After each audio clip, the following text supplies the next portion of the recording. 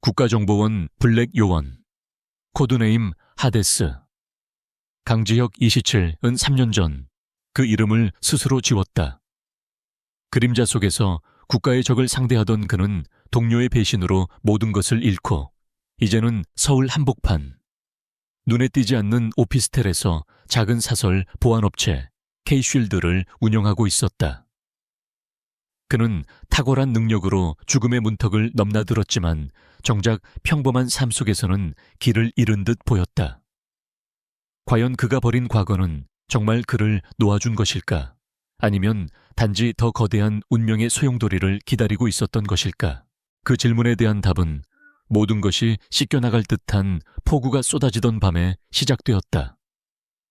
장마철의 마지막 기세가 흉흉하던 밤, 강지혁은 외곽도로에서 자신의 낡은 SUV를 몰고 있었다. 와이퍼가 쉴 새 없이 유리를 닦아냈지만 시야는 한 치 앞도 분간하기 어려웠다. 라디오에서는 재난경보가 울리고 있었다. 그때였다. 저 멀리서 두 개의 불빛이 광란처럼 춤추는 것이 보였다. 맹렬한 속도로 질주하는 검은색 세단이 앞서가는 흰색 쿠페를 의도적으로 밀어붙이고 있었다. 저것은 단순한 난폭 운전이 아니었다. 명백한 추격이었다. 지역의 눈이 날카롭게 빛났다. 그의 발이 본능적으로 브레이크에서 가속 페달로 옮겨갔다. 검은색 세단이 가속하며 흰색 쿠페의 후미를 그대로 들이받았다. 빗길에 미끄러진 흰색 쿠페는 가드레일을 들이받고 처참하게 찌그러졌다. 끝이 아니었다. 차체는 가드레일을 뚫고 빗물에 불어난 강물이 흐르는 가파른 낭떠러지 가장자리에 아슬아슬하게 걸쳤다. 금방이라도 추락할 듯 위태로운 상황. 검은색 세단이 멈춰서고 건장한 남자 2명이 내리는 것이 보였다. 그들은 흰색 쿠페로 접근하려 했다. 하지만 그 순간 지역의 SUV가 헤드라이트를 번쩍이며 그들 앞을 가로막았다. 예상치 못한 방해꾼의 등장에 남자들은 잠시 주춤했다. 지역은 차에서 내리며 재킷 안쪽에 무정히, 물론 지금은 꺼져 있는 들 만지는 신용을 했다. 경찰에 신고하는 듯한 그의 제스처에 남자들은 찰나의 망설임 끝에 욕설을 내뱉으며 다시 채 올라탔다. 검은색 세단은 맹렬한 속도로 빗속을 뚫고 사라졌다. 지역은 그들의 모습을 잠시 지켜보다가 즉시 낭떠러지에 걸린 쿠페로 달려갔다. 차체는 조금씩 미끄러지고 있었다. 빗물과 흙이 뒤엉켜 끔찍한 소리를 냈다. 조수석 문은 완전히 찌그러져 열리지 않았다. 지역은 운전석으로 달려갔다. 유리창 너머로 한 여자가 피를 흘리며 핸들에 쓰러져 있었다. 한서연 25. 물론 지금의 지역은 그녀의 이름을 알지 못했다. 그는 창백한 얼굴과 젖은 머리카락, 그리고 그 와중에도 느껴지는 위태로운 기품만을 인지했다. 정신 차려요. 지역이 소리치며 유리를 주먹으로 내리쳤지만 여자는 미동도 없었다. 차체가 다시 한번 크게 삐걱거렸다. 시간이 없었다. 지역은 재킷에서 다용도 구조툴을 꺼내 망설임 없이 운전석 유리를 깨부셨다. 파편이 쏟아지는 동시에 지역은 손을 뻗어 여자의 안전벨트 버클을 풀었다. 그의 팔이 그녀의 가느다란 몸을 감싸 안는 순간 차체가 급격하게 기울기 시작했다. 젠장. 지역은 온 힘을 다해 여자를 차 밖으로 끌어냈다. 그들이 흙바닥으로 굴러떨어지는 것과 거의 동시에 수백 킬로그램의 쇳덩어리인 흰색 쿠페가 어둠 속 낭떠러지 아래로 추락했다. 굉음과 함께 거대한 물보라가 튀어올랐다. 지역은 여자를 품에 안은 채 숨을 몰아쉬었다. 여자의 가녀린 은색 팔찌가 그의 재킷 소매에 걸려 달칵거렸다. 지역은 잠시의 망설임도 없이 여자를 자신의 차 뒷좌석에 태우고 가장 가까운 대학병원 응급실로 향했다. 그는 익명으로 접수를 마쳤고 현금으로 수납했다. 응급처치를 받는 여자를 유리창 너머로 잠시 지켜보았다. 의사는 가벼운 뇌진탕과 타박상 외에는 큰 부상이 없다고 했다. 기적이었다. 여자의 창백한 얼굴 위로 응급실에 차가운 조명이 떨어졌다. 의식불명 상태에서도 그녀는 무언가에 쫓기는 듯 미간을 찌푸리고 있었다. 지혁은 자신의 재킷에 걸려있던 은색 팔찌를 내려다보았다. 그는 그것을 주머니에 넣고 경찰이나 병원 관계자가 질문을 시작하기 전에 조용히 응급실을 빠져나왔다. 그는 엮이고 싶지 않았다. 다음 날 아침 K-쉴드 사무실은 여느 때처럼 한산했다. 지역의 유일한 직원이자 충성스러운 후배인 이진우 26쥐즈가 흥분된 목소리로 보고했다. 선배님, 대박건 하나 물었습니다. 1000명 그룹에서 직접 의뢰가 들어왔어요. 마동환 회장 약혼식 VVIP 경호입니다. 오늘 저녁이고 페이가 어마어마합니다. 1000명 그룹, 대한민국 재계를 주무르는 거대 기업, 그리고 그 총수인 마동환 사시. 지혁은 그 이름을 듣자마자 미간을 찌푸렸다. 온갖 불법과 편법으로 지금의 자리에 오른 피도 눈물도 없는 인물이라는 평판이 자자했다. 지혁은 본능적으로 이런 일을 꺼렸지만 회사의 재정 상태는 바닥을 드러내고 있었다. 알겠다. 준비해. 지혁의 짧은 대답에 진우의 얼굴이 환해졌다. 그날 저녁 지혁은 완벽한 검은색 슈트 차림으로 1000명 호텔의 호화로운 연회장에 서 있었다. K-쉴드 로고가 박힌 이어피스를 착용한 그는 날카로운 눈으로 행사장 전체를 스캔했다. 모든 것이 완벽하게 통제된 듯 보였다. 재계, 정계의 거물들이 하나둘 모습을 드러냈다. 그리고 마침내 오늘의 주인공인 마동환 회장이 등장했다. 그는 40대 초반이라고는 믿기지 않는 다부진 체격이었지만 그에게서는 사람을 압도하는 냉혹하고 오만한 기운이 뿜어져 나왔다. 마동환은 만족스러운 미소를 지으며 옆에 선 여자의 허리를 감쌌다. 지역의 시선이 자연스럽게 그 여자에게로 향했다. 순백의 드레스를 입은 여자, 완벽하게 세팅된 머리와 화장. 하지만 그 화려함 속에서 지혁은 숨이 멎는 듯 단 충격을 받았다.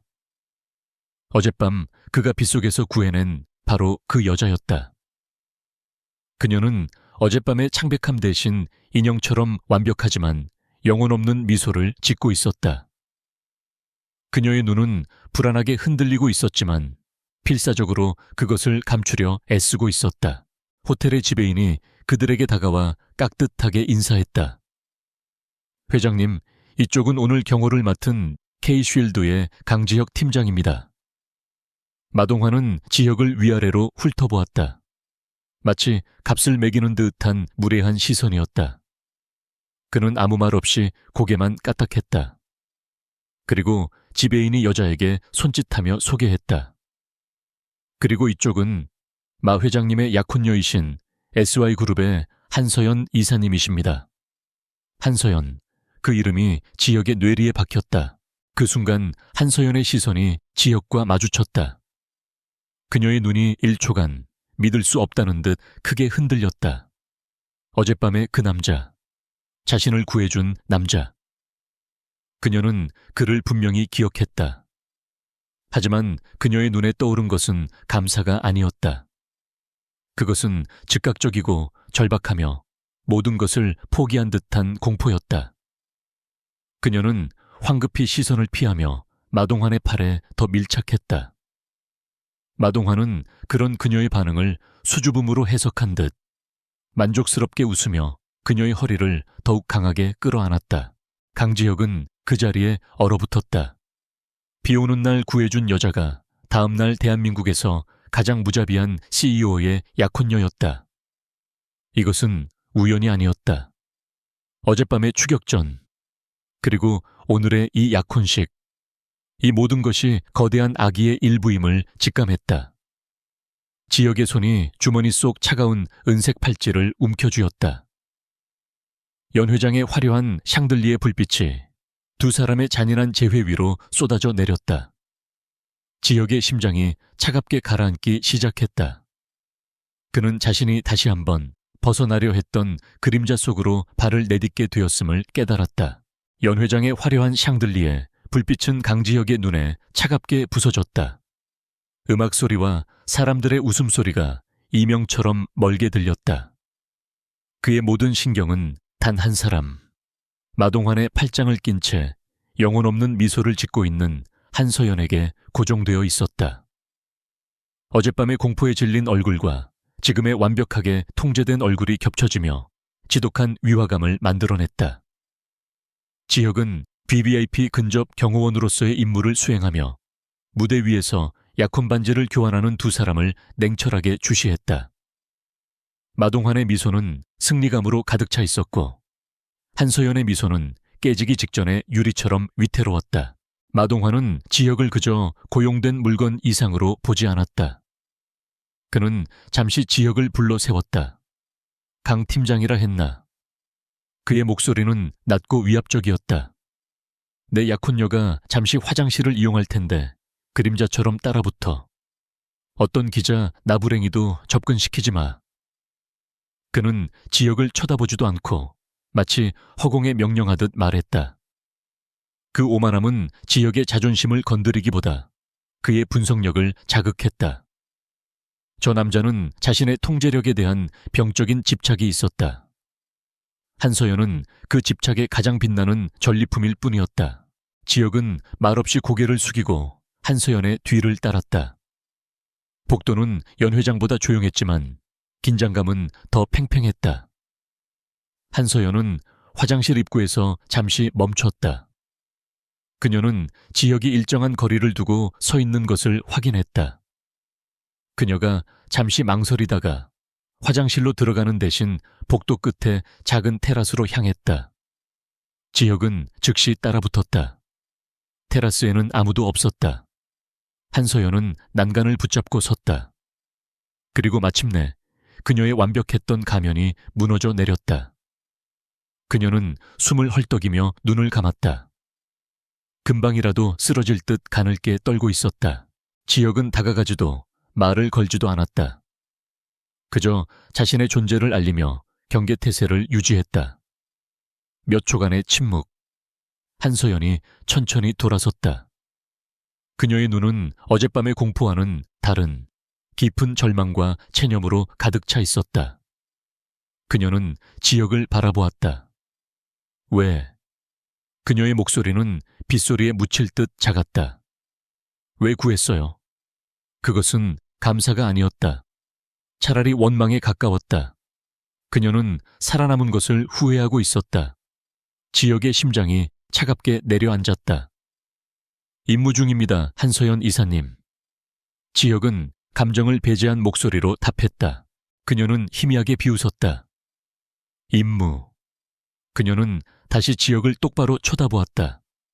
그 눈빛은 당신도 저 남자의 개일 뿐이라고 말하고 있었다. 아무것도 보지 말아요. 아무것도 듣지 말아요. 그게 당신이 여기서 살아남는 법이에요. 그것은 경고이자 마지막 남은 자존심으로 외치는 절규였다. 그 순간 마동환의 비서실장이자 경호 총책임자인 박기태 실장 45여 이 복도 코너에서 나타났다. 이사님, 회장님께서 찾으십니다.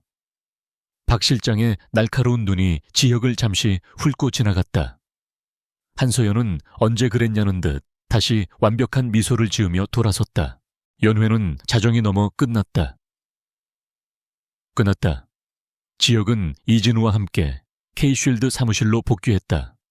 이진우는 거액의 계약금에 흥분해 있었지만 지혁은 평소보다 더 차갑게 가라앉아 있었다. 진우야. 지혁이 모니터 앞에 앉으며 말했다. 이진우는 선배님이 아닌 진우야라고 부르는 지혁의 목소리 톤에서 사적인 임무가 시작되었음을 직감했다. 어젯밤 11시경 강변북로 외곽도로 흰색 쿠페 추격전이 있었어. 교통정보센터 CCTV, 주변 사설 CCTV 전부 뒤져. 검은색 세단, 차량 번호판 일부라도 좋아. 찾아내. 이진우는 질문하지 않았다. 그는 천재적인 해커였고 지혁이 NIS 블랙 요원 시절부터 암암리에 그를 도왔던 유일한 조력자였다. 알겠습니다, 선배님. 이진우의 손가락이 키보드 위에서 춤을 추기 시작했다. 지혁은 동시에 다른 모니터를 켰다. 한서연, SY그룹, 천명그룹, 관련 기사들이 쏟아졌다. 천명그룹, SY그룹 정격 인수 합병, 세기의 결혼, 두 그룹의 결합, SY그룹 한 회장, 건강 악화로 경영 일선 후퇴. 표면적으로는 완벽한 M&A 시나리오였다. 찾았습니다. 몇 시간 후 이진우가 소리쳤다. 선배님, 이거 단순 사고가 아닙니다. 모니터에는 폭우로 인해 화질이 깨진 영상이 떠 있었다. 하지만 이진우가 보정한 영상 속에서 검은색 세단은 명백한 의도를 가지고 흰색 쿠페를 추격하고 있었다. 차량 번호판 조각을 조합했습니다. 대포차입니다. 하지만 추적 자금 흐름을 역으로 짚어보니 블루드래곤 로지스틱스라는 유령 회사 소속입니다. 지역에 눈이 가늘어졌다. 블루드래곤 로지스틱스. 네. 그리고 이 유령 회사의 실소유주. 등기부상으로는 다른 사람이지만 자금줄을 따라가 보니 천명그룹의 비자금 계좌와 연결됩니다. 이진우의 목소리가 떨렸다. 선배님, 설마 마동환이 자기 약혼녀를... 지혁은 고개를 저었다. 아니, 타이밍이 안 맞아. 어젯밤 그녀가 죽었다면 오늘 약혼식은 없었을 거고 SY그룹 인수계약도 파기될 수 있었어. 마동환은 그런 리스크를 질 놈이 아니야. 그는 완벽한 통제를 원해. 지혁은 자리에서 일어났다. 마동환이 한 짓이 아니라면 두 가지 가능성이 있지. 첫째, 이 합병을 막으려는 제3의 세력. 둘째, 지혁은 창밖의 어두운 도시를 바라보았다. 마동환이 연출한 것, 그녀를 극한의 공포로 몰아넣고 자신이 구원자가 되어 완벽하게 통제하려는 수작일 수도 있어. 어느 쪽이든 한서연은 지옥 한가운데 서 있는 거야. 지혁은 주머니 속에 은색 팔찌를 만지작거렸다. 어젯밤 그녀를 끌어낼 때 걸렸던 것이다. HSY라는 이니셜이 희미하게 새겨져 있었다. 선배님, 더 깊게 파볼까요? 이진우가 조심스럽게 물었다. 이것은 거대 기업 천명그룹을 상대로 선전포고를 하는 것과 다름없었다. 지혁은 잠시 침묵했다. 그는 모든 것을 버리고 평범하게 살고 싶었다. 하지만 어젯밤의 빗속 절규와 오늘 밤의 체념 어린 눈빛이 그의 발목을 잡았다. 진우야, 지혁이 돌아섰다. 그의 눈은 3년 전 하데스로 불리던 시절의 그 냉혹한 빛을 되찾고 있었다. SY그룹의 핵심 기술 자료를 찾아봐. 마동환이 이 결혼까지 감행하면서 얻으려는 게 뭔지 알아야겠어. 이진우의 얼굴에 긴장과 함께 기묘한 흥분이 감돌았다. 알겠습니다. 그는 다시 키보드를 두드렸다. SY그룹은 표면적으로는 오래된 반도체 소재 기업이었지만 최근 몇 년간 막대한 자금을 쏟아부은 비밀 프로젝트가 있었다. SY코어, 인공지능 기반의 차세대 바이오 센서 기술. 국방, 의료, 통신 등 거의 모든 산업을 뒤바꿀 수 있는 혁명적인 기술이었다. 하지만 개발 막바지에 자금난에 부딪혔고 천명그룹이 그 틈을 파고든 것이었다. 이거였군. 지혁이 중얼거렸다. 한서연의 아버지는 이 기술을 마동환 같은 자에게 넘기느니 파산하는 길을 택하려 했을 것이다. 하지만 마동환은 그의 유일한 약점인 딸을 공략했다. 그녀는 기술과 아버지를 맞바꾸기 위해 팔려가는 거였어. 지혁은 자신의 재킷을 집어들었다. 진우야, 사무실은 너한테 맡긴다. 나는 좀 만나야 할 사람이 있어. 그는 어둠 속으로 걸어나갔다. 그림자 속의 진실이 서서히 윤곽을 드러내기 시작했고 그 진실의 중심에는 거대한 아기가 도사리고 있었다. 강지혁이 어둠 속에서 만난 사람은 모니터라는 코드네임으로 활동하는 정보 브로커였다. 용산 전자상가 뒷골목, 수많은 폐기기판이 쌓인 지하 작업실에서 그는 법과 불법의 경계를 아슬아슬하게 넘나들며 정보를 팔았다. 지역이 건넨 블루드래곤 로지스틱스라는 이름에 모니터는 담배를 깊게 빨아들였다. 하데스, 아니 강 대표, 여긴 네가 놀던 물이 아니야. 그 이름 천명그룹 마동환 회장의 청소팀이야. 그의 목소리에는 공포가 배어 있었다. 그는 박기태 실장이 이 팀을 직접 관리하며 마 회장의 눈에 거슬리는 모든 것을 처리한다고 했다. 모니터는 지난밤의 추격 전 영상도 확보하고 있었다. 이건 박기태의 솜씨가 아니야. 너무 조잡해. 그가 영상을 느리게 재생했다. 그들은 한서연을 납치하려 했어. 죽이려 한 게 아니라 마동환의 지시라면 이렇게 허술할 리가 없지. 아마도 이 결혼을 막으려던 경쟁 세력이거나 혹은 박기태가 회장의 의중을 과대 해석해서 벌인 짓일 수도. 지역은 차가운 화면을 응시했다. 어느 쪽이든 한서연은 그들의 체스판 위에 놓인 퀸이었고 그녀는 어젯밤 죽음의 문턱에서 납치를 모면한 것이었다. 지역은 두둑한 현금 봉투를 내려놓고 작업실을 나섰다. 빗줄기가 다시 굵어지고 있었다. 다음 날 아침 K쉴드 사무실은 전쟁터가 되어 있었다. 선배님, 국세청에서 세무조사가 나왔습니다. 소방 안전점검까지 동시에 들이닥쳤어요. 이진우가 망연자실한 표정으로 보고했다. 서류함은 바닥에 쏟아져 있었고 정장을 입은 조사관들이 모든 컴퓨터를 봉인하려 하고 있었다. 명백한 표적 수사였다. 익명의 제보가 들어왔습니다. 불법 흥신소 업무 및 탈세 혐의입니다. 조사관의 목소리는 기계처럼 차가웠다. 마동환의 첫 번째 경고였다.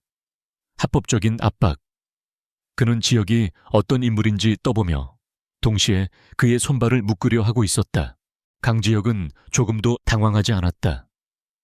그는 완벽하게 정리된 회계 장부를 내밀며 조사관들의 모든 질문에 막힘없이 대답했다. 그의 침착함은 오히려 조사관들을 당황시켰다. 저희는 합법적인 보안 컨설팅 업체입니다. 제보가 잘못된 것 같군요. 지역의 목소리는 얼음장 같았다. 3시간에 걸친 이 잡듯이 샅샅이 뒤졌지만 그들은 사소한 규정 위반 몇 개 외에는 아무것도 찾아내지 못했다.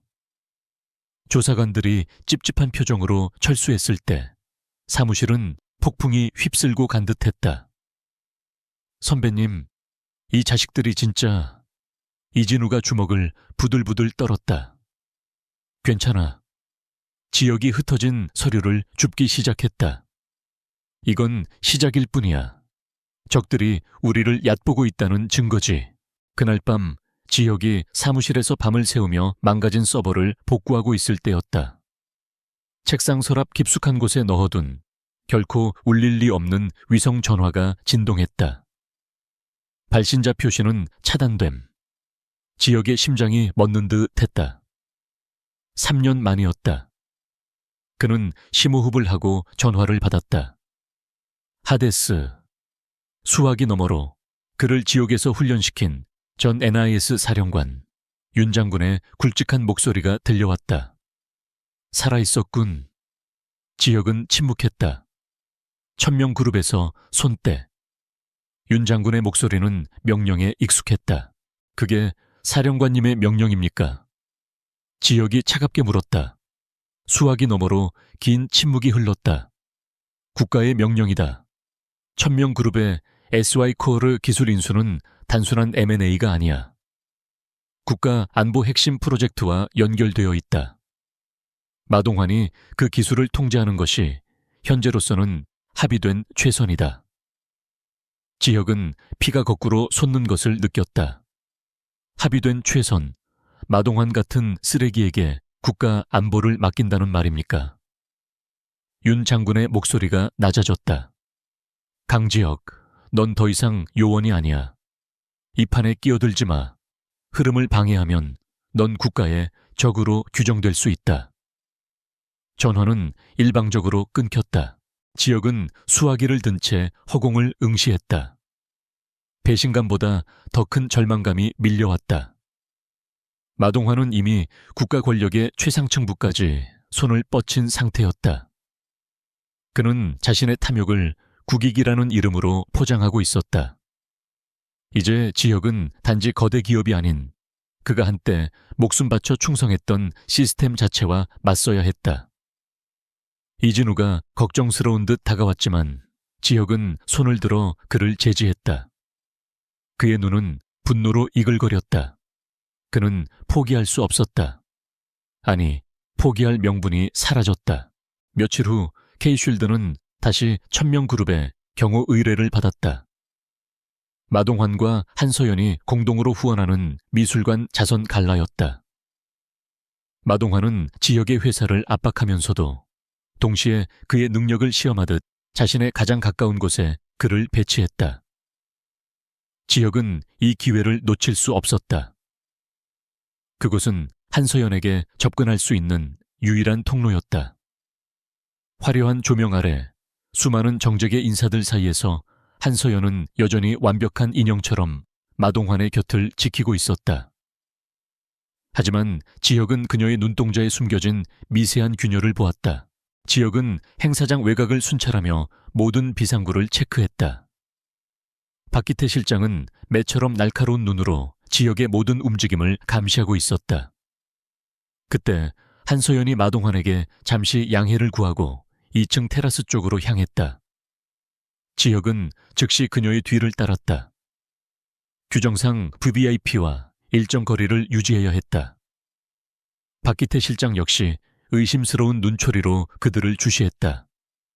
테라스로 나가는 복도, 인적이 드문 곳에서 한서연이 갑자기 휘청이며 손에 들고 있던 작은 클러치백을 떨어뜨렸다. 지역은 본능적으로 몸을 날려 그녀가 넘어지지 않게 부축하며 동시에 바닥에 떨어진 클러치를 주었다. 괜찮으십니까, 이사님? 그들의 몸이 찰나의 순간 스쳤다. 바로 그때였다. 한서연이 부축하는 그의 손을 잡는 척하며 그녀의 드레스 소매 속에 숨겨져 있던 아주 작은 금속성 물체를 그의 손바닥 안에 밀어 넣었다. 아주 작은 마이크로 SD 카드였다. 그녀의 손은 얼음장처럼 차가웠고 절박하게 떨리고 있었다. 이 모든 것은 1초도 안 되는 사이에 일어났다. 무세운 문제라도 생겼습니까, 이사님? 코너를 돌자마자 박기태 실장이 유령처럼 나타났다. 그의 눈은 두 사람에 닿아 있는 손과 지역의 얼굴을 번갈아 훑었다. 한서연은 심장이 터질 것 같았지만 애써 침착한 목소리를 냈다. 아니에요, 박 실장님. 잠시 현기증이 나서 강 팀장님이 도와주셨어요. 그녀는 지역에게서 완벽하게 몸을 떼어내며 그를 처음 보는 사람처럼 차갑게 대했다. 고마워요, 강 팀장. 지역은 아무 표정 없이 고개를 숙이며 SD카드를 소나기에 강하게 움켜쥐었다. 박기태는 지역의 굳게 쥔 주먹을 의심스럽게 쳐다봤다. 강 팀장, 손에 뭘 쥐고 있는 거지? 그의 목소리에 날이 섰다. 지역은 천천히 반대쪽 손을 들어 자신의 이어피스를 가리켰다. 통신 장비 점검 중이었습니다. 거짓말이었지만 그의 태도는 너무나 당당했다. 박기태는 잠시 지역을 노려보았지만 더 이상 추궁할 명분을 찾지 못했다. 그는 한서연에게 고개를 돌렸다. 회장님께서 기다리십니다. 돌아가시죠. 한서연은 마지막으로 지역을 스쳐 지나갔다. 그 짧은 시선 속에는 제발이라는 간절한 외침이 담겨 있었다. 보이지 않던 위협은 이제 지역의 손안에서 뜨거운 실체를 드러냈다. K쉴드 사무실로 돌아온 강지혁의 전신에서는 얼음장 같은 냉기가 흘렀다. 소나기에 쥔 마이크로 SD카드는 마치 타오르는 불씨처럼 뜨거웠다. 이진우는 초조하게 그를 기다리고 있었다. 박기태의 마지막 눈초리가 얼마나 집요하고 악랄했는지 굳이 말하지 않아도 알 수 있었다. 출입문 통제, 외부 네트워크 전부 차단해. 지금부터 이 사무실은 외부와 물리적으로 분리한다. 지역의 목소리는 낮고 단호했다. 이진우는 즉시 모든 보안 시스템을 최고 등급으로 전환했다. 두꺼운 강철 셔터가 내려오며 사무실을 완벽한 요새로 만들었다. 이진우는 조심스럽게 SD카드를 전용 리더기에 삽입했다. 세상에, 선배님, 이건 단순한 암호화가 아닙니다. 7중으로 래핑된 군사 등급 보안입니다. 모니터에는 해독 불가능한 기호들만 가득했다. 한서연 이사가 이걸 어떻게... 마동환의 개인 서버가 틀림없어요. 이진우의 손가락이 현란하게 움직이기 시작했다. 시간이 좀 걸릴 겁니다. 첫 번째 방화벽을 우회하는 데만 최소 서너 시간이 필요합니다. 지역은 끄떡하지 않았다. 밤새 무슨 일이 있어도 이걸 열어야 해. 난 주변을 정리하고 오겠다. 그는 이진우의 어깨를 한번 굳게 쥐고 다시 어둠 속으로 나섰다. 혹시 모를 박기태의 꼬리를 제거하기 위해서였다. 같은 시각 천명그룹 펜트하우스. 마동환은 두꺼운 크리스털 잔에 코냑을 따르며 박기태의 보고를 듣고 있었다. 한서연과 그 경호원 놈의 시선이 마주쳤습니다. 1초도 안 되는 순간이었지만 분명했습니다. 박기태의 보고에 마동환은 코웃음을 쳤다. 경호원 나부랭이가 감히 내 것을 넘봐.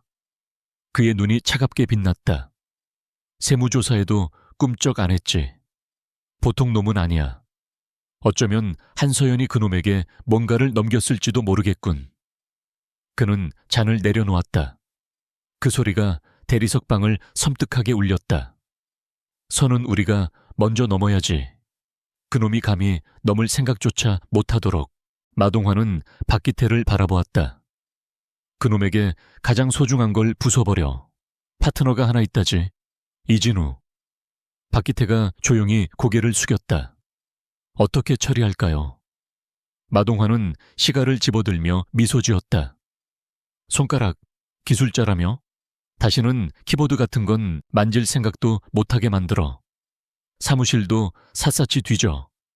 뭔가 나왔다면 흔적도 없이 태워버려. 박기태는 그림자처럼 물러났다. 마동환은 자신의 손에 완벽하게 들어온 SY그룹의 미래를 생각하며 만족스럽게 웃었다. 그에게 강지혁은 그저 길가의 귀찮은 벌레일 뿐이었다. 몇 시간 후 이진우는 땀으로 흠뻑 젖어 있었다. 뚫었다. 마지막 방화벽 열린다. 그가 환호성을 지른 순간 파일 하나가 모니터에 떠올랐다. D 프로젝트. 그것은 SY 코어 기술 자료가 아니었다. 그것은 이게 뭐야? 비자금 장부, 정치인 명단? 이진우는 자신의 눈을 의심했다. 그가 경악하며 강지혁에게 전화를 걸려던 바로 그 순간이었다. 둔탁한 소리와 함께 사무실의 모든 전원이 차단되었다. 비상전력으로 전환되기까지의 3초. 그 짧은 암흑 속에서 강화 유리로 된 출입문이 굉음을 내며 박살났다. 박기태 실장이었다. 그는 블루드래곤 로지스틱스의 행동대원 2명을 대동하고 유령처럼 서 있었다. 이런 어린 쥐새끼가 보지 말아야 할 걸 봐버렸군. 박기태의 목소리는 감정 한 점 없었다. 이진우는 의자를 집어던지며 서버실로 달려갔다. 선배한테 다 말할 거야. 너희들 끝났어. 하지만 행동대원들은 훨씬 빨랐다. 이진우는 복부와 얼굴에 강한 충격을 받고 쓰러졌다. 서버실 데이터 삭제해. 이놈은 내가 처리하지. 박기태가 천천히 다가왔다. 그는 이진우의 경련하는 손을 구두발로 짓밟았다. 끔찍한 비명이 사무실을 울렸다. 박기태는 이진우의 양손을 차례로 아주 천천히 뼈가 으스러지는 소리가 날 때까지 짓밟았다. 그리고는 미리 준비해온 불법 해킹 툴과 마약 꾸러미를 이진우의 주머니에 쑤셔 넣었다. 강도를 위장한 완벽한 증거 조작이었다. 강지혁에게 전해 이게 내 놈이 선을 넘은 대가라고. 박기태는 쓰러진 이진우의 머리를 한 번 더 걷어차고는 서버를 물리적으로 파괴시킨 뒤 부하들과 함께 사라졌다. 사무실은 피와 파괴된 기기들로 아수라장이 되었다. 강지혁이 사무실로 돌아온 것은 그로부터 30분 뒤였다. 주변을 배회하던 꼬리들을 처리하느라 시간이 걸렸다. 박살난 출입문을 본 순간 그의 심장은 얼음덩이처럼 차가워졌다. 진우야. 그는 사무실로 뛰어들었다. 그리고 발견했다. 책상 밑에 피투성이가 된 채 쓰러져 있는 이진우를. 그는 숨을 쉬고 있었지만 양손은 기괴한 방향으로 뒤틀려 있었다. 지혁의 눈에 핏발이 섰다. 지난 3년간 억지로 눌러왔던 하데스의 사리가 전신을 지배했다. 그는 떨리는 손으로 에티 119에 신고하며 동시에 이진우의 목숨을 확인했다. 아직 살아있다. 병원 응급실 앞. 수술실에 붉은 등이 꺼지고 의사가 나왔다. 생명에는 지장이 없습니다. 하지만 의사는 차트를 보며 안타까운 표정을 지었다. 양손의 분쇄 골절이 너무 심합니다. 특히 신경 손상이 커서 다시는 예전처럼 정교한 작업은 힘들 것 같습니다. 지혁은 눈을 감았다. 다시는 키보드를 만질 수 없다는 사형 선고였다. 그의 유일한 동료, 그의 동생 같던 아이였다. 그때 경찰이 다가와 지혁을 신문했다. 강도 사건 같습니다. 현장에서 불법 해킹 장비와 마약이 발견되었습니다. 피해자가 그런 쪽 일을 했습니까? 지혁의 눈이 경찰을 향했다. 그 눈빛에 경찰은 자신도 모르게 뒷걸음질 쳤다. 아니, 지혁은 단 한마디만 내뱉고 병원을 나섰다. 분노가 이성을 태워버릴 것 같았지만 그는 더 차갑게 가라앉았다. 마동환, 박기태. 그들은 선을 넘었다. 이것은 경고가 아니었다. 전쟁 선포였다. 그는 피비린내 나는 K쉴드 사무실로 돌아왔다. 모든 것이 파괴되었다. 메인 서버는 복구 불가능했다. 박기태가 완벽하게 처리한 듯 보였다. 하지만 강지혁은 이진우를 알았다. 그는 이진우의 책상 밑 아무도 모르는 비밀 공간에 손을 뻗었다. 그곳에는 이진우가 마지막 순간에 빼돌린 작은 백업 SSD가 있었다. 이진우는 공격받는 순간에도 데이터를 지키려 했던 것이다. 지혁은 자신의 개인용 보안 노트북에 그것을 연결했다. 그리고 마침내 한서연이 목숨 걸고 넘긴 데이터의 실체를 확인했다. D 프로젝트. 그것은 단순한 비자금 장부가 아니었다. 그것은 마동환이 SY 코어 기술을 이용해 구축하려던 거대한 범죄 네트워크의 청사진이었다. SY 코어의 바이오 센서 기술을 군용으로 불법 개조하여 적성 국가 및 테러 조직에 밀매하려던 계획이었다. 그 대가로 받은 검은 돈은 수조 원대의 비자금이 되어 국내 정치권과 사법부, 심지어 국정원 고위층까지 흘러 들어갔다. 윤 장군의 이름도 그 명단에 있었다. 그가 국익이라고 말했던 것은 마동환이 바치는 뇌물과 자신의 안위였던 것이다. 강지혁은 모든 조각이 맞춰지는 것을 느꼈다. 한서연은 단순한 기업 합병의 희생양이 아니었다. 그녀는 아버지가 평생을 바친 기술이 국가를 파괴하는 무기가 되는 것을 막기 위해 마동환의 약혼녀가 되는 길을 택했던 것이다. 그녀는 지옥으로 걸어 들어가 이 증거를 훔쳐냈고 어젯밤의 추격전은 이 데이터를 노린 박기태의 소행이었을 것이다. 그리고 오늘 이진우가 그 대가를 치렀다. 지혁은 파괴된 사무실 한가운데 섰다. 그의 눈에는 더 이상 분노가 남아있지 않았다. 오직 얼음보다 차가운 결의만이 존재했다. 이건 더 이상 한 여자를 구하기 위한 싸움이 아니었다. 이건 썩어빠진 시스템을 도려내고 괴물이 되어버린 권력을 심판하는 전쟁이었다. 마동환은 강지혁의 동료를 건드림으로써 잠자던 하데스를 깨웠다. 마동환, 지혁은 어둠 속에서 낮게 읊조렸다. 네가 지옥을 원했으니 내가 기꺼이 보여주지. 그는 3년간 봉인했던 위성 전화를 꺼내 들었다. 이제 그의 그림자들이 움직일 시간이었다. 강지혁의 눈은 이진우가 마지막 힘을 짜내 백업해둔 D 프로젝트 파일에 고정되었다. 스크린에서 뿜어져 나오는 푸른빛이 그의 얼굴을 차갑게 물들였다. 윤 장군의 배신, 국가 안보를 인질로 잡은 마동환의 탐욕, 그리고 병실에 누워있는 이진우의 부서진 손. 이 모든 것이 하나의 거대한 악의로 연결되었다. 분노는 이미 그 임계점을 넘어섰다. 남은 것은 오직 얼음처럼 차가운 심판의 계획뿐이었다.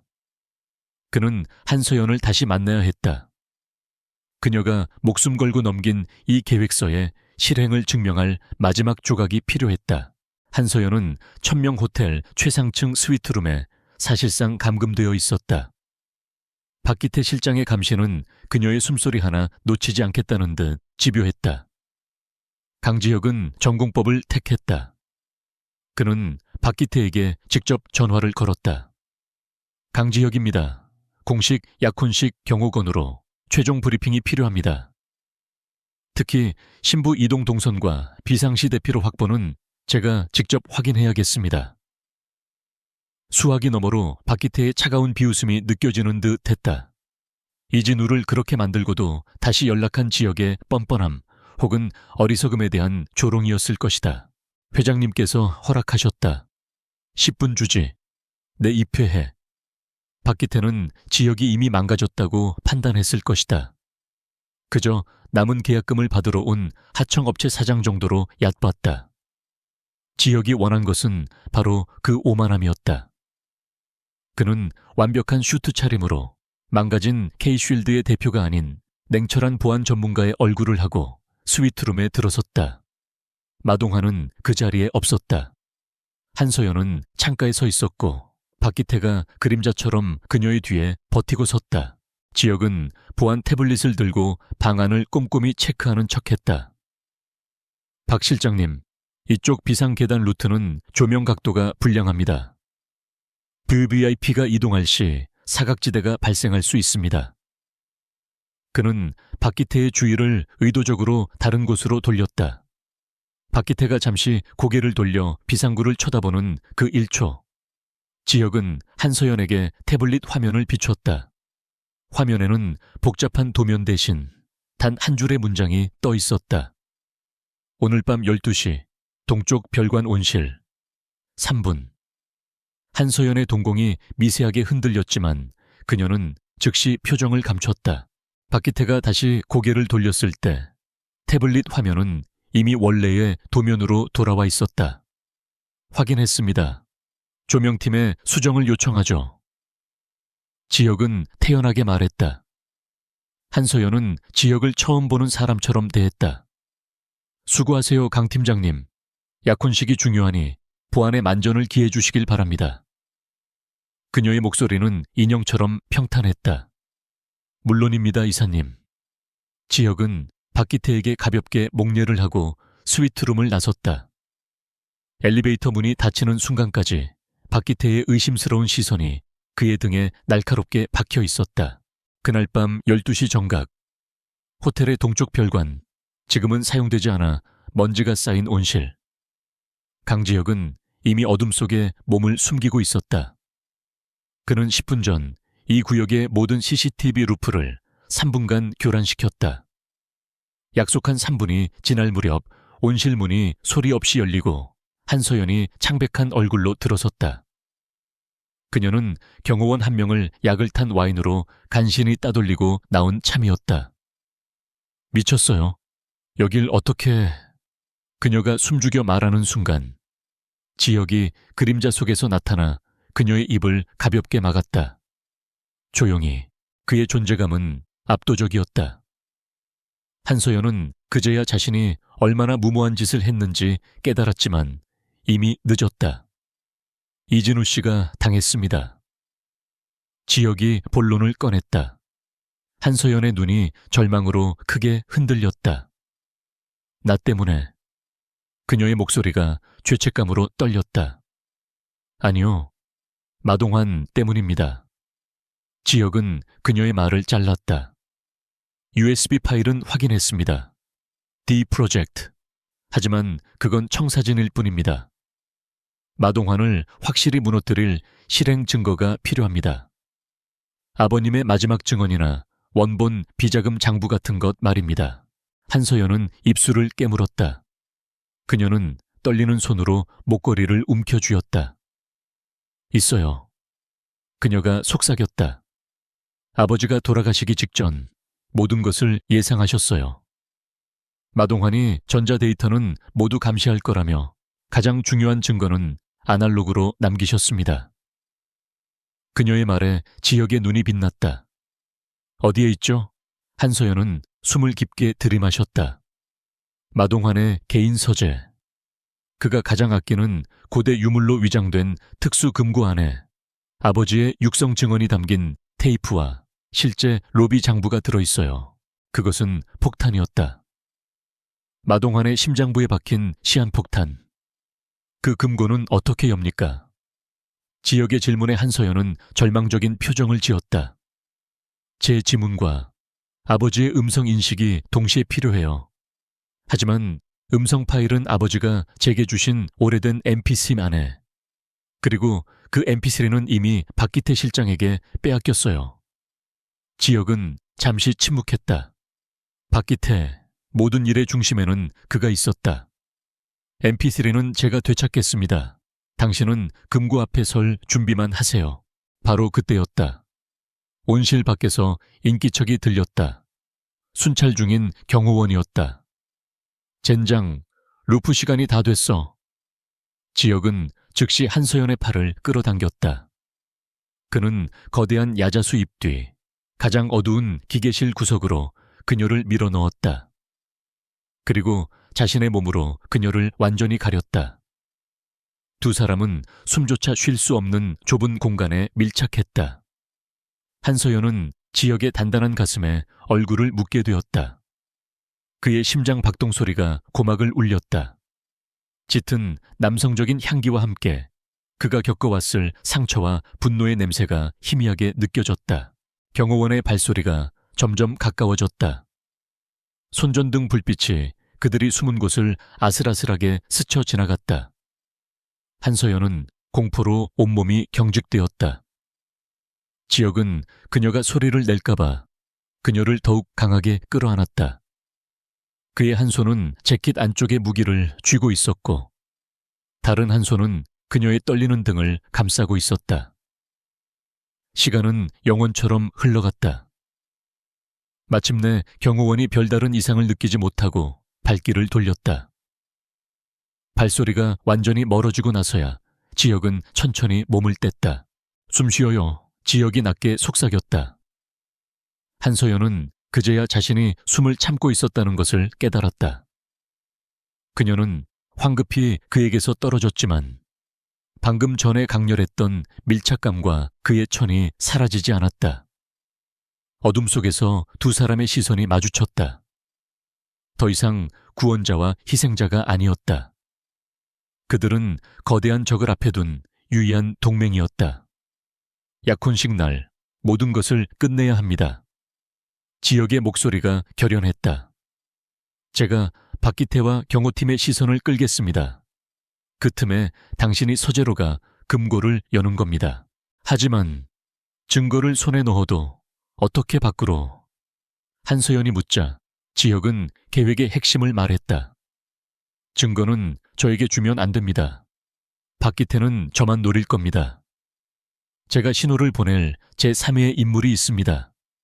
당신은 그 증거를 그 사람에게 넘기고 무대로 돌아가야 합니다. 지역은 그녀를 똑바로 바라보았다. 한서연 씨, 당신은 그날의 주인공입니다. 마동환이 가장 행복하고 가장 방심하는 순간, 당신이 그의 가면을 벗기는 겁니다. 할 수 있겠습니까? 한서연은 두려웠다. 하지만 이진우의 희생과 아버지의 마지막 유언, 그리고 눈앞의 남자가 자신을 위해 모든 것을 걸고 있다는 사실이 그녀를 강하게 만들었다. 그녀는 천천히 고개를 끄덕였다. 할게요. 그녀의 목소리는 작았지만 그 어떤 강철보다 단단했다. 돌아가세요.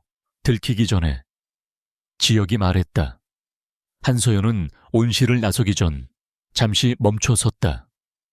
이진우 씨에게 정말 미안하다고 전해주세요. 지혁이 대답했다. 그 말은 우리가 이겼을 때 직접 하십시오. 그녀는 어둠 속으로 사라졌다. 지혁은 온실에 홀로 남아 마지막 퍼즐을 맞췄다. 그에게는 이 모든 것을 세상에 터뜨릴 확성기가 필요했다. 그는 호텔을 빠져나와 가장 가까운 공중전화 부스로 향했다.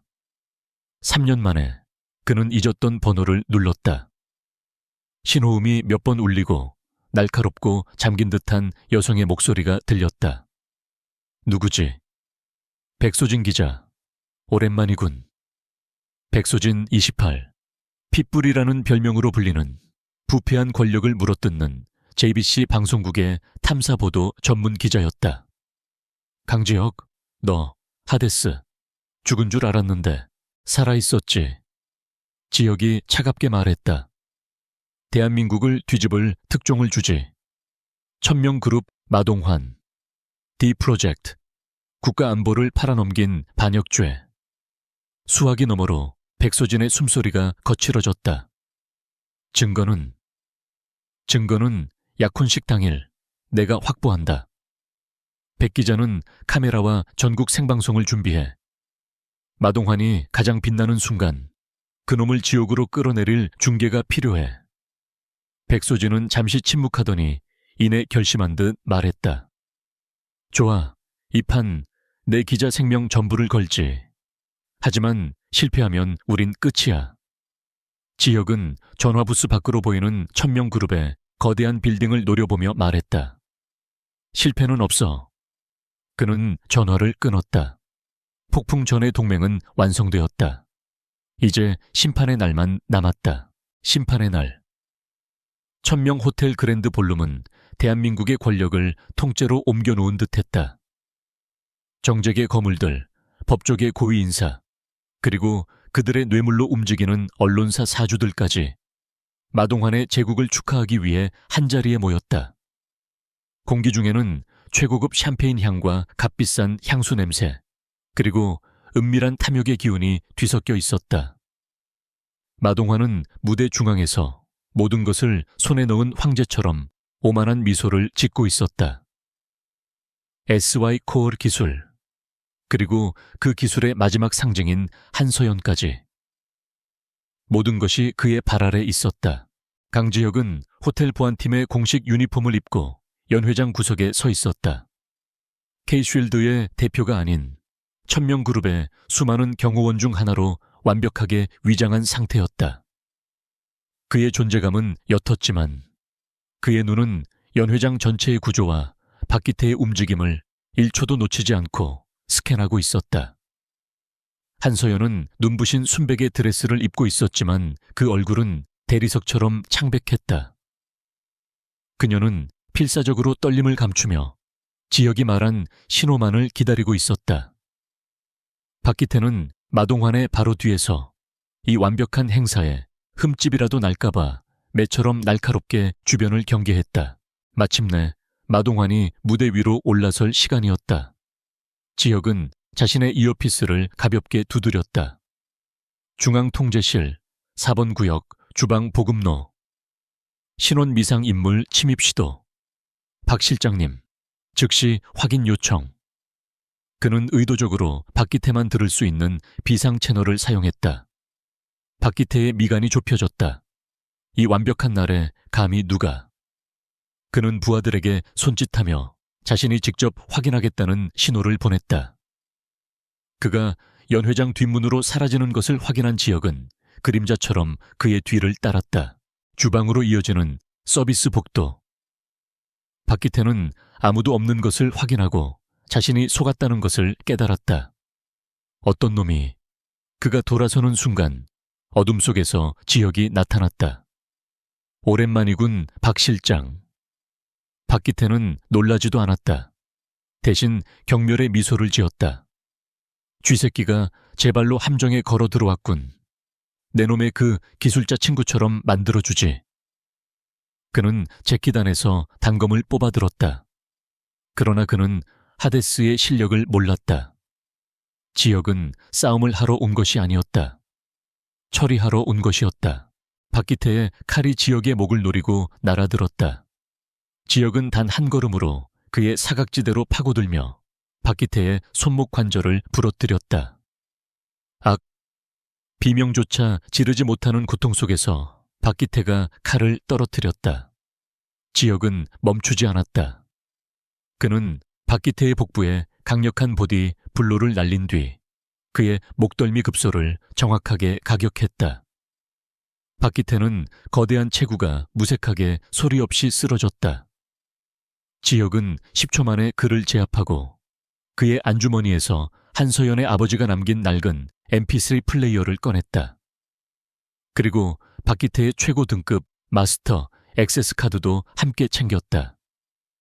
그는 쓰러진 박기태를 청소 도구함에 쳐넣고 문을 잠갔다. 지역은 박기태의 무정의를 들고 말했다. 상황 종료. 단순 실수였음. 각자 위치로. 그는 즉시 연회장 컨트롤 부스로 향했다. 그리고 무대 조명 시스템을 조작했다. 무대 위 한서연을 비추던 스포트라이트가 약속대로 짧게 3번 깜박였다. 신호였다. 한서연은 심호흡을 했다. 마침 사회자가 그녀의 이름을 불렀다. 잠시 화장을 고치겠습니다. 그녀는 마동환에게 속삭이고 아무도 의심하지 않는 틈을 타 연회장 뒤편 마동환의 개인 서재가 있는 펜트하우스 전용 엘리베이터로 향했다. 그녀가 엘리베이터에서 내렸을 때 지역이 이미 그곳에 와 있었다. 박기태의 카드로 모든 문을 열어둔 참이었다. 시간 없어. 두 사람은 거대한 서재로 들어섰다. 한서연은 망설임 없이 벽에 걸린 고대 페르시아 검을 비틀었다. 기계음과 함께 벽의 일부가 열리며 거대한 금고가 드러났다. 한서연이 떨리는 손으로 지문 인식기에 손을 댔다. 지문 확인, 음성키를 입력하십시오. 지역이 낡은 MPC를 연결했다. 한서연의 아버지가 생전에 남긴 힘없는 목소리가 흘러나왔다. 코드 오메가, 내 딸 서연이를 지켜다오. 철컥 소리와 함께 묵직한 강철문이 열렸다. 안에는 한서연의 아버지가 필사적으로 숨긴 D 프로젝트의 원본 하드카피 장부와 마동환이 윤 장군을 비롯한 정관계 인사들에게 협박과 뇌물을 건네는 대화가 담긴 오디오 테이프 원본이 있었다. 바로 그때 엘리베이터 쪽에서 비상벨이 울리기 시작했다. 청소 도구함에서 깨어난 박기태가 경보를 울린 것이었다. 당신은 무대로 돌아가. 어서. 지역이 증거물을 가방에 쓸어 담으며 소리쳤다. 당신은요? 한서연이 울먹였다. 나는 내 일을 하러 가야지. 지역은 그녀를 엘리베이터로 밀어 넣었다. 무대 위에서 모든 게 끝나는 걸 지켜봐. 지역은 비상계단을 통해 방송 통제실로 향했다. 그가 문을 열자 백소진 기자가 위장한 호텔 직원 복장으로 초조하게 기다리고 있었다. 늦었잖아. 지역은 증거물이 담긴 가방을 그녀에게 던졌다. 장부와 테이프 원본이다. D 프로젝트 파일은 이미 당신 서버에 있다. 지금 당장 전국으로 송출해. 백소진의 눈이 빛났다. 좋아. 내 목을 걸지. 그녀는 가방을 들고 즉시 외부 중계 차량으로 달려갔다. 지역은 방송실을 장악했다. 이제 모든 준비는 끝났다. 그는 연회장 무대가 가장 잘 보이는 2층 발코니로 향했다. 연회장 무대. 마동환이 마이크를 잡았다. 그는 방금 돌아온 한서연의 손을 억지로 붙잡아 들어 올렸다. 여러분, 오늘 우리는 단순한 약혼이 아닌 대한민국의 미래를 목격하고 있습니다. SY 코어르와 1000명이 하나가 되어 우리가 바로 미래입니다. 그의 목소리는 오만함으로 가득 찼다. 그가 한서연에게 키스하려던 바로 그 순간이었다. 연 회장 뒤편에 거대한 스크린 2개가 동시에 바뀌었다. 행복한 커플의 영상 대신 D 프로젝트라는 붉은색 글자가 화면을 가득 메웠다. 장내가 술렁였다. 뭐야? 저게... 마동환이 당황하여 소리쳤다. 방송실, 당장 꺼. 하지만 꺼지지 않았다. 대신 한서연 아버지의 목소리가 스피커를 통해 울려 퍼졌다. 마동환, 자네가 감히 내 기술로 이 나라를 팔아넘기려 해. 내 딸을 협박해서 절대 용서 못해. 뒤이어 마동환이 윤 장군에게 돈을 건네며 협박하는 생생한 음성이 터져 나왔다. 장군님, 이 돈 받으시고 D 프로젝트만 눈 감아 주시면 차기 총장 자리는 제 겁니다. 연 회장은 얼어붙었다. 아니야, 저건 조작이야. 끄란 말이다. 마동환이 광분하며 소리쳤다. 바로 그때 한서연이 그의 손을 뿌리치고 마이크를 빼앗아 들었다. 그녀의 목소리는 떨렸지만 그 어느 때보다 단단했다. 모든 것은 사실입니다. 마동환 회장은 제 아버지를 협박했고 SY 코어르 기술을 적성 국가에 밀매하려 했습니다. 저는 그 증거를 지키기 위해 이 자리에 섰습니다. 모든 카메라 플래시가 터졌다. 마동환의 얼굴이 분노로 일그러졌다. 저 년을 당장 끌어내. 박기태, 뭐해? 박기태가 피투성이가 된 얼굴로 블루드래곤 로지스틱스 팀원들을 이끌고 연 회장 문을 박차고 들어왔다. 저 년을 잡아. 그들이 무대 위로 돌진하는 순간 2층 발코니에서 지혁이 뛰어내렸다. 그는 정확하게 박기태의 앞을 가로막았다. 내 상대는 나다. 혼돈 속에서 지혁은 하데스가 되었다. 그는 박기태의 부하들을 인간의 형상을 한 무기처럼 상대했다. 관절을 꺾고 급소를 가격하며 단숨에 그들을 무력화시켰다. 마지막으로 박기태가 지혁에게 덤벼들었다. 내 놈 때문에 지혁은 이진우의 부서진 손을 떠올렸다. 그는 박기태의 주먹을 피하고 그의 양팔을 잡아 그대로 꺾어버렸다. 뼈가 부러지는 끔찍한 소리와 함께 박기태가 무릎을 꿇었다. 이건 진우 몫이다. 지혁이 차갑게 말했다. 바로 그 순간 연 회장의 모든 문이 다시 열리고 지혁이 미리 연락해둔 특수부 검사팀이 쏟아져 들어왔다. 마동환 씨, 국가보안법 위반 및 외환관리법 위반, 살인교사 혐의로 긴급 체포합니다. 모든 것을 잃었다는 것을 깨달은 마동환은 최후의 발악을 했다. 그는 깨진 샴페인 병 조각을 집어들어 가장 가까이 있던 한서연의 목에 겨눴다. 오지마, 다가오면 이 여자 죽는다. 장내가 비명으로 가득 찼다. 하지만 지혁은 망설이지 않았다. 검사들이 주춤하는 사이 그는 테이블 위에서 얼음 조각을 집어들었다. 그의 손에서 얼음 조각은 총알처럼 날아가 마동환의 손목 신경을 정확하게 타격했다. 마동환이 고통으로 병을 떨어뜨리는 0.5초의 틈. 지혁은 이미 그의 앞까지 파고들어 마동환의 턱을 걷어찼다. 마동환은 무대 아래로 추락했다. 대한민국을 주무르던 거인은 그렇게 가장 화려한 순간에 가장 비참하게 무너졌다.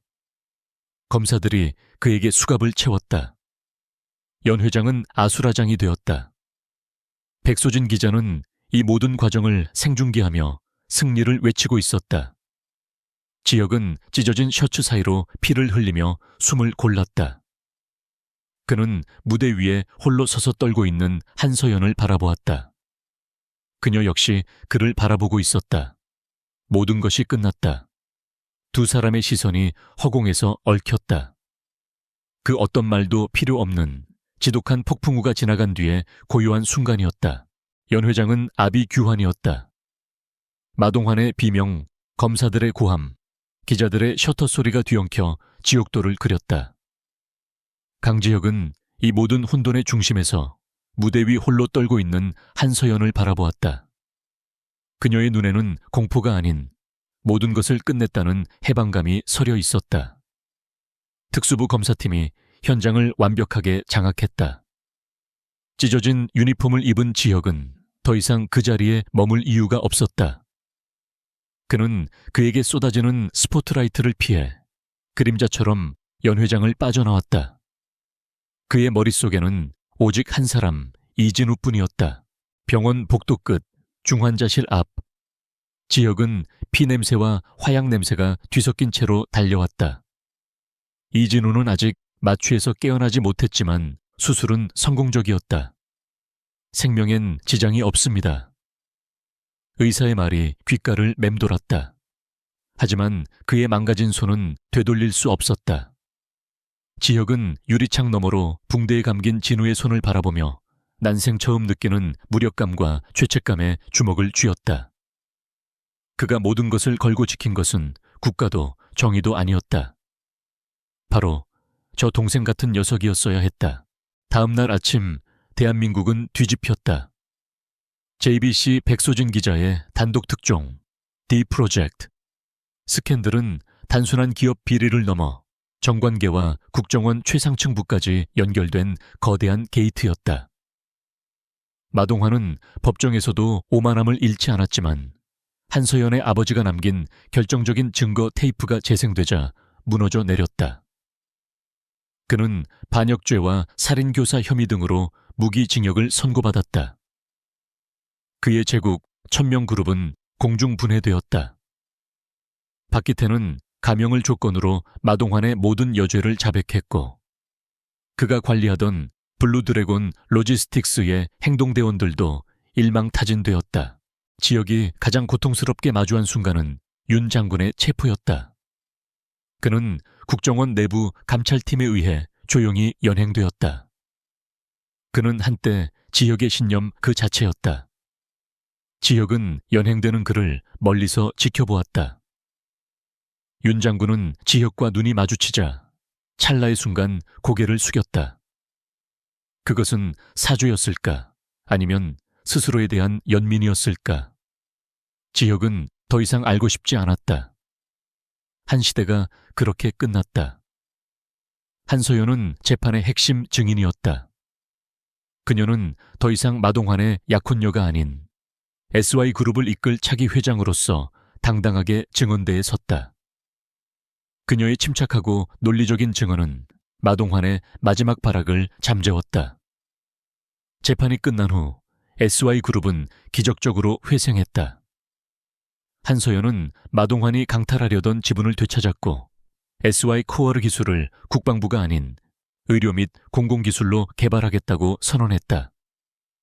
그녀는 아버지의 유산을 지켰을 뿐만 아니라 그것을 올바른 길로 이끌었다. 강지혁은 이 모든 과정을 그림자 속에서 지켜봤다.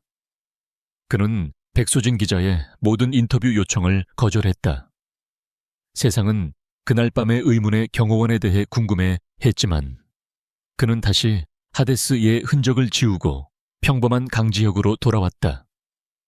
그의 유일한 임무는 이진우의 재활이었다. 이진우는 기적적으로 의식을 회복했지만 자신의 손을 보고 절망했다. 다시는 키보드를 잡을 수 없다는 사실에 그는 몇 날, 며칠을 식음을 전폐했다. 선배님, 저는 이제 쓸모없어요. 텅 빈 병실에서 이진우가 힘없이 말했다. 지혁은 깎은 사과를 그의 입에 넣어주려다 멈췄다. 쓸모? 지혁의 목소리가 낮아졌다. 네가 그 손으로 지킨 게 뭔지 알아? 네가 마지막 순간에 빼돌린 그 백업 SSD가 없었다면 우린 졌어. 넌 손가락을 잃은 게 아니야. 네 손으로 전쟁을 끝낸 거야. 지혁은 처음으로 진우 앞에서 자신의 감정을 드러냈다. 일어나 진우야, K-쉴드, 다시 시작해야지. 네가 없으면 안 돼. 이진우는 어린아이처럼 울음을 터뜨렸다. 그 눈물은 절망이 아닌 새로운 시작을 알리는 신호였다. 그리고 1년이 흘렀다. 서울 상암동의 최첨단 디지털 미디어 시티. K-쉴드 글로벌이라는 현판이 걸린 통유리 빌딩은 업계 최고의 보안 컨설팅 회사로 자리 잡았다. D 프로젝트 스캔들을 막아낸 숨은 공신이라는 소문과 함께 그들의 완벽한 실력은 타의 추종을 불허했다. 사무실 한가운데 이진우가 앉아 있었다. 그는 더 이상 키보드를 두드리지 않았다. 대신 최첨단 음성 인식과 동작 감지 시스템으로 10명이 넘는 화이트 해커 팀을 지휘하고 있었다. 그의 손에는 복잡한 재활 보조 장치가 달려 있었지만 그의 얼굴은 그 어느 때보다 자신감으로 빛났다. 그는 기술자에서 전략가로 다시 태어났다. 강지혁이 커피를 들고 들어왔다. 그는 지난 1년간 회사를 재건하는데 모든 것을 쏟아부었다. 3년 전의 공허함은 사라지고 책임감 있는 리더의 무게감이 그를 채우고 있었다. 이 팀장, 오늘 SY그룹 신기술 발표회. 모니터링은? 지혁이 묻자 이진우가 웃으며 대답했다. 완벽합니다, 강 대표님. 그런데 대표님이 직접 가보시는 게 어때요? 오늘 한서연 회장님 아주 멋지실 텐데. 이진우의 짓궂은 미소의 지역은 대답 대신 서류만 뒤적였다. 같은 시각 코엑스 컨퍼런스 홀. 수백 명의 기자와 투자자들 앞에서 한서연이 무대 중앙에 서 있었다. 그녀는 1년 전에 위태롭던 모습은 온데간데 없고 확신에 찬 목소리로 SY 코어르 기술의 첫 번째 상용화 모델인 휴먼 스캐너를 발표하고 있었다. 암세포를 1분 안에 진단해내는 혁명적인 의료기기였다. 그녀는 당당했고 빛났다. 객석 뒤편 가장 어두운 구석에서 강지혁이 그녀를 지켜보고 있었다. 그는 그녀가 스스로 일어서는 모습을 확인하고 싶었을 뿐 그녀의 빛 속으로 들어갈 생각은 없었다. 발표가 성공적으로 끝나고 수많은 사람들이 그녀에게 몰려들었다. 지혁은 조용히 몸을 돌려 컨퍼런스 홀을 빠져나왔다. 빌딩 로비에 이르자 하늘에서 비가 내리기 시작했다. 1년 전 그날처럼 폭우는 아니었지만 모든 것을 차분하게 적시는 가을비였다. 지혁은 겉옷깃을 세우고 빗속으로 걸어나가려던 참이었다. 또 비네요. 맑고 익숙한 목소리가 그의 발걸음을 붙잡았다. 지혁이 천천히 돌아보았다. 한서연이 어느새 그의 뒤에 서 있었다. 그녀는 그에게 작은 우산 하나를 내밀고 있었다. 이번에도 그냥 가시게요? 그녀의 눈이 그를 똑바로 바라보고 있었다. 지혁은 잠시 할 말을 잃었다. 늘 그가 그녀를 구하고 그가 그녀를 지켜봤는데 지금은 그녀가 그를 찾아와 우산을 내밀고 있었다. 발표회 성공적이었습니다. 축하합니다, 한 회장님. 지혁은 애써 사무적인 말투를 유지했다. 한서연은 희미하게 웃었다. 당신은 늘 그렇게 선을 긋네요. 당신은 내 목숨을 구했고 내 회사를 구했어요. 그리고 나를 구했어요. 그녀는 그에게 한 걸음 더 다가왔다. 지혁은 시선을 피하려 했다. 그건 제 임무였습니다. 임무요?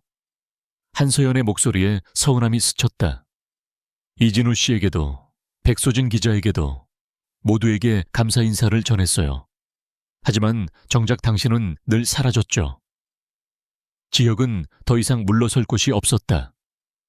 그는 품 안에서 무언가를 꺼냈다.